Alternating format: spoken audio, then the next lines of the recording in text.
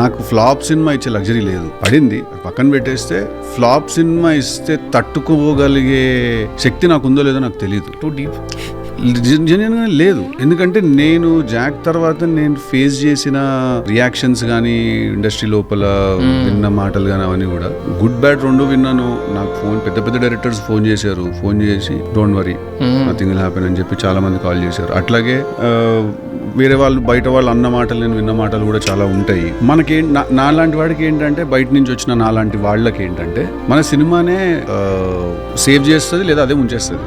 So flop cinema ఇచ్చే luxury లేదు నాకు ఫస్ట్. సో ఒక ఫ్లాప్ పడిందంటే దాని ఎఫెక్ట్ చాలా ఉంటుంది కదా. ఫైనాన్షియలీ ఎఫెక్ట్ ఉంటుంది, మెంటలీ ఫస్ట్ ఎఫెక్ట్ ఉంటుంది, కాన్ఫిడెన్స్ షేక్ అవుతుంది. సక్సెస్ఫుల్గా ఉన్నప్పుడు మనం చాలా వేరేగా ఉంటుంది మన స్టేట్ ఆఫ్ మైండ్ కానీ, ఎనర్జీ కానీ, మాట్లాడే పద్ధతి కానీ.